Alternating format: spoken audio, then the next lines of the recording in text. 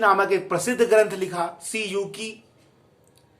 लेकिन विदेशियों में एक जो सबसे प्रामाणिक ग्रंथ माना गया वो मौर्य काल में आए यूनानी इतिहासकार मेगस्थनीज का लिखा था। और मेगस्थनीज ने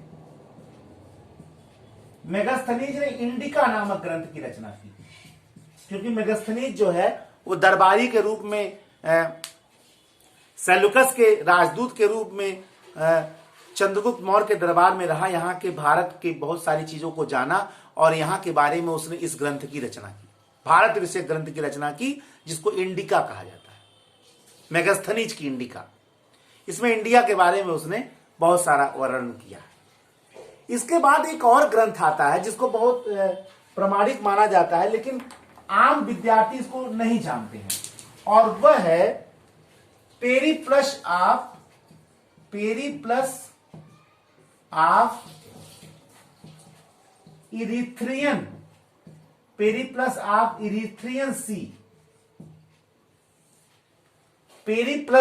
इरीथ्रियन सी। ये प्रथम शताब्दी का एक महत्वपूर्ण ग्रंथ माना जाता है, लेकिन आज तक इसके इतिहासकार के बारे में जानकारी नहीं। जो रोम से भारत का व्यापार होता था, दक्षिण भारत का, जनरली भारत आप कहिए, लेकिन दक्षिण भारत से विशेष होता था क्योंकि जनरली मसाले का व्यापार था, तो उस व्यापार का एक सटीक वर्णन, एक महत्वपूर्ण वर्णन इसी ग्रंथ में मिलता है, और यह तत्कालीन इतिहास को बताने का एक महत्वपूर्ण ग्रंथ है। Periplus of Erythraean Sea. Periplus of Erythraean Sea एक महत्वपूर्ण ग्रंथ माना जाता है।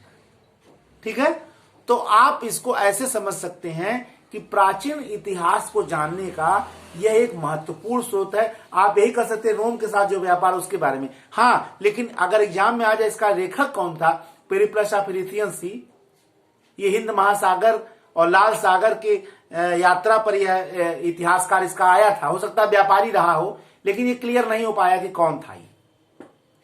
लेकिन उस समय के इतिहास के बारे में महत्वपूर्ण वर्णन करता है, खासकर रोम के साथ होने वाले व्यापार के साथ। ठीक है, तो ये महत्वपूर्ण ग्रंथ है। इसके बाद ह्वेनसांग का सी.यू. की भी एक महत्वपूर्ण ग्रंथ माना जाता है। भारत के बारे में चीनी यात्री फाहियान जो चंद्रगुप्त द्वितीय विक्रमादित्य के काल में आया था, गुप्त काल में, उसका भी लेखन महत्वपूर्ण माना जाता है।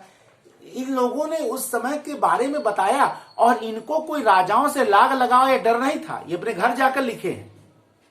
तो इन चीनी इतिहासकारों ने भारत के बारे में इतना बढ़िया वर्णन किया है, तो आप अंदाजा लगा सकते हैं। ये नहीं कि प्राचीन राजतंत्र का काल अशांति का ही काल था, अन्याय का काल था, ऐसा नहीं था।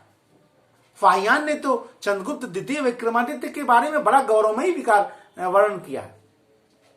उसने लिखा कि राजा बिना दंड के शासन करता है, दरवाजों पे ताले लगाए ही नहीं जाते हैं, लोग अपने मकानों की रजिस्ट्री करते नहीं, राजा बिना दंड का शासन करता है, ये तो कैसे हो सकता है। इतना बढ़िया काल था, क्या रामराज्य था। तो ऐसा नहीं है, उनके विदेशी इतिहासकारों के लेखन को भी महत्व दिया जाना चाहिए, और ज्यादा महत्व भी इसलिए दिया जा सकता है। ठीक है, वो हमारी संस्कृति को समझ नहीं पा रहे थे, लेकिन ये तो जान रहे थे कि शांति है कि अशांति है, ये तो जान ही रहे थे। शांति अशांति तो कोई जान सकता है। ठीक है, यहां के वो सामाजिक संरचना को नहीं जान सकते हैं, ठीक है, यहाँ की सांस्कृतिक संरचना को नहीं जान सकते हैं, लेकिन शांति है कि नहीं, अशांति है कि नहीं, लोग सुख से रह रहे हैं कि नहीं, ये तो वो जान ही सकते हैं।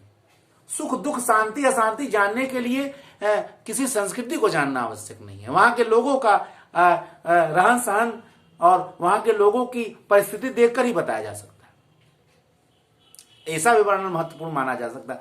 तो विदेशी और स्वदेशी दोनों मैंने आपको बता दिया, और आपके इतिहास का समझ विकसित करने में निश्चय ही हमारा यह लेक्चर आपके लिए महत्वपूर्ण साबित होगा।